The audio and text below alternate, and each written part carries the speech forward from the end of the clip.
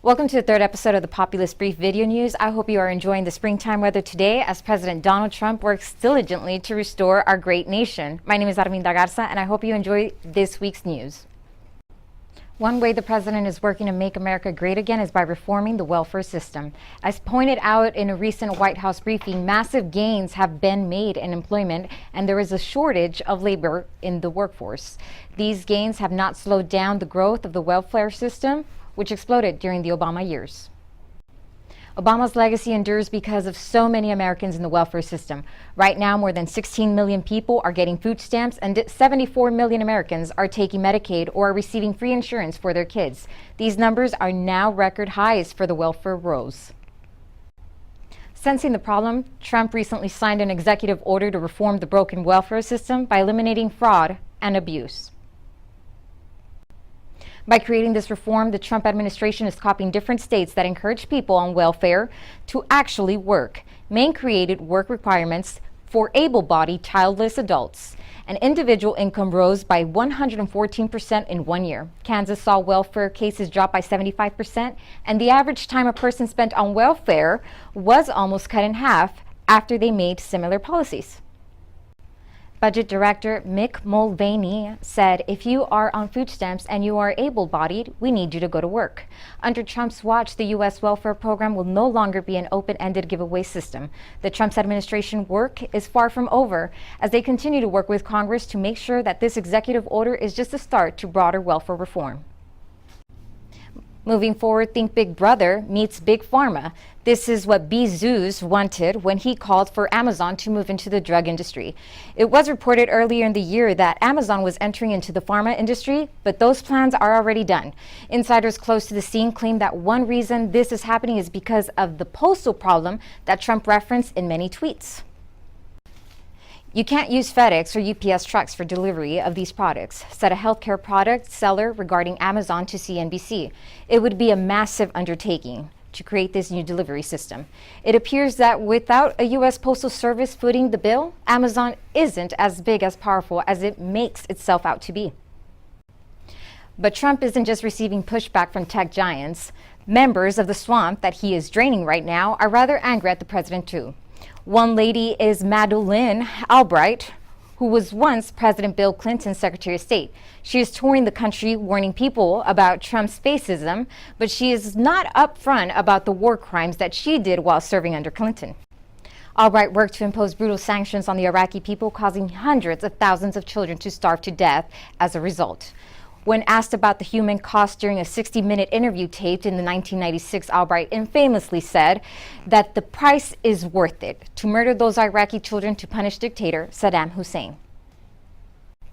While touring the country bashing Trump, Albright does not tell her supporters about her role in these war crimes, but a liberty activist showed up to one of her events to hold her to the record.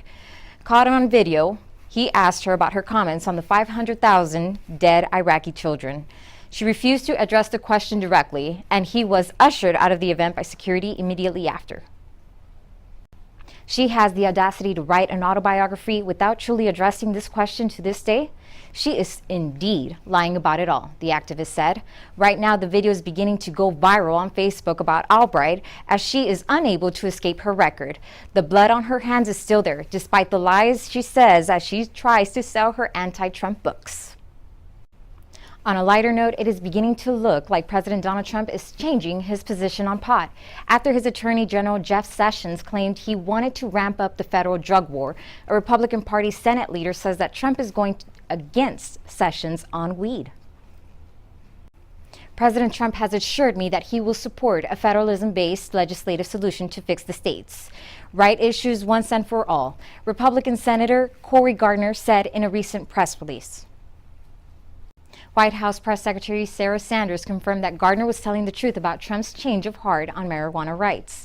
We're always consulting Congress about issues including rights of the state, of which the president is a firm believer, she said. Trump had come out for marijuana and state rights on the campaign trail while running for president in 2016. Trump said the following about marijuana in a 2016 radio interview. I think it certainly has to be a state. I have not smoked it, is going to be a state decision. I do like it, for medical standpoint. It does do pretty good things, but from the other standpoint, I think that it should be up to the states. While Attorney General Sessions may have twisted Trump's arm on marijuana up to this point, that is likely going to change in the weeks to come. Shifting to foreign policy news, the United States recently bombarded Syria with airstrikes over chemical weapons attack. Trump said mission accomplished after the bombing, but not everyone wants U.S. forces to leave Syria. One interest that wants America to occupy Syria is the state of Israel. Israel is currently locked into a struggle with Iran and Syria and wants U.S. forces to help do their dirty work in the area. According to a report from the Times of Israel, Israeli security chiefs are worried that Trump feels the mission is accomplished in Syria and will go back to his policy of removing troops from Syria. Just last month, Trump told an audience in Ohio that the troops would be coming home from Syria very quickly. "We're knocking the hell out of ISIS," Trump said. "We'll be coming out of Syria, like very soon. Let the other people take care of it now." But this is a problem for Israel. An anonymous Israeli security source speaking to the Israeli media expressed concerns that Trump may see the strike as a parting shot rather than the start of a greater campaign to remove Assad. The source said the attack will enable the Americans to withdraw from Syria. The source fears that removing U.S. forces would leave Israel alone, facing the threats of Iran establishing itself on the northern border. But despite the Syrian government being assigned blame for chemical strikes, Trump's words show that he does not want another large nation building war in that country or anywhere else. America does not seek an indefinite presence in Syria under no circumstances. As other nations step up their contributions, we look forward to the day when we can bring our warriors home, Trump said. The corporate elite is also working to censor anti-war voices. This was seen after Mike Enoch was banned from Twitter.